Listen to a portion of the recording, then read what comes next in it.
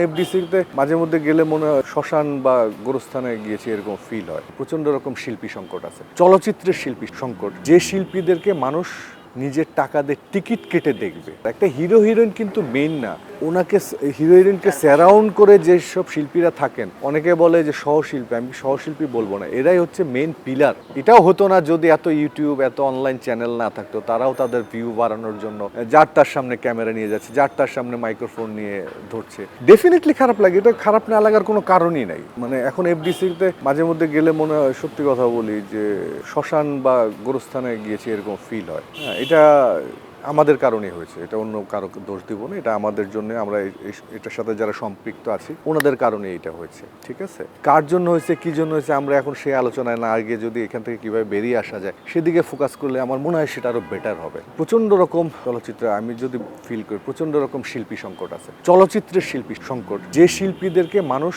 নিজের টাকা দিয়ে টিকিট কেটে দেখবে, সেই শিল্পীদের সংকট আছে প্রচণ্ড রকম। মূল স্ট্রিমের যে মূলধারার যে চলচ্চিত্র, যেটা সাধারণ মানুষের চলচ্চিত্র, যেটা দেখে মানুষ বিনোদিত হয়, সেই চলচ্চিত্রের শিল্পী সংকট আছে। এখান থেকে নতুন শিল্পী সংগ্রহ করতে হবে প্রচুর পরিমাণে।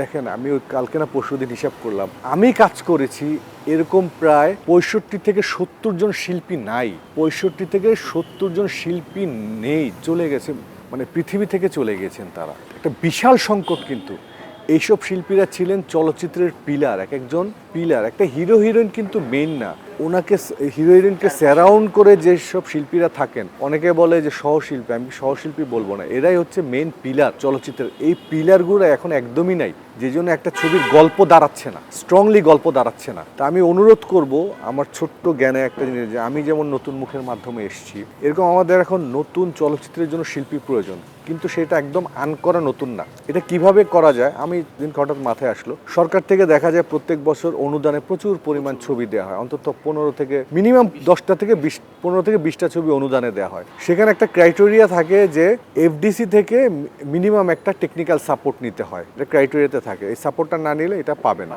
এবং ওইখান থেকে নিলে তাহলে এফডিসির লোকজনরাও তাহলে এখানে কাজ করার সুযোগ পায়। ঠিক তেমনি আমরা যদি এখানে একটা যে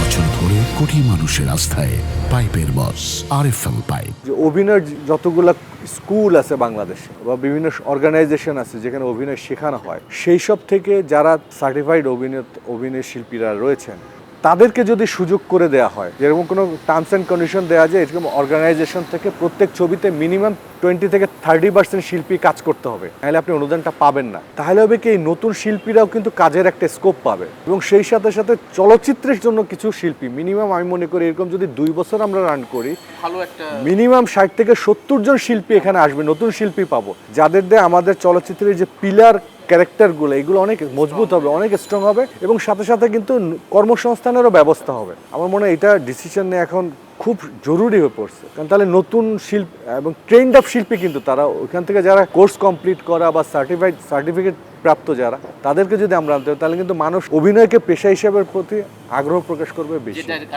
আপনারা যেভাবে এসেছি, কিন্তু একদম যদি আনকরা নতুন মুখের মাধ্যমে নেয়, সেটা হয় কি, ওই জায়গাটা ফিল করতে পারবে না এই টাইমের মধ্যে, কারণ ওকে বিল্ড আপ করতে করতে আরো 4-5 বছর সময় লাগে, আরো ইনভেস্ট করতে হবে এর পিছনে। আমি মনে করি এখনই এই জিনিসটা করা উচিত। শিল্পীদের যে আমাদের চলচ্চিত্রের যে শিল্পী, তাদের প্রতিনিধিত্ব ডিভাইডে কারা হচ্ছে না আসলে, এটা শুধু আমি বলি, এটা শুধু বাংলাদেশের চলচ্চিত্রের একার না, এটা আমাদের সারা বাংলাদেশের সামাজিক অবস্থান যদি আপনি লক্ষ্য করে থাকো, দেখবা প্রত্যেকটা জায়গায় প্রতিনিধিত্ব কারা করছে, প্রত্যেকটা জায়গায়। শিল্পী সমিতি তো ছোট্ট একটা বাউন্ডারির ভিতরে, ছোট্ট একটা জায়গায়, কিন্তু সারা বাংলাদেশে বিভিন্ন জায়গায় প্রতিনিধিত্ব কারা করছে গত অনেক দিন ধরেই। প্রত্যেকটা জায়গায় একটা জিনিস দেখা যায়, আমাদেরই ভুল হয়, সেটা হচ্ছে কি, আমরা ইমোশনকে বেশি প্রাধান্য দেই, সম্পর্ককে বেশি প্রাধান্য দেই, আমরা দূরে দেখতে পাই না, এই জন্য এগুলোকে প্রাধান্য দিয়ে থাকি। আমাদের সাবকন্টিনেন্টে এটাই সমস্যা হয়ে যায়। হয়তো এর মাঝেও কখনো কখনো কেউ বেরিয়ে আসে, এই কখনোর জন্য আমরা অপেক্ষায় থাকি, হঠাৎ হয়তো কদাচিৎ হয়ে থাকে। সমাজের আশেপাশের যে অবস্থা, ওর থেকে আমরা বাইরে না, ওখানেও যেমন হয় এখানেও তেমনই হয়। আগে শিল্পীরা কাজ করতে সমিতি নিয়ে আলোচনা হতো কম, এখন শিল্পীরা কাজ করে না, সমিতি নিয়ে আলোচনা হয় বেশি।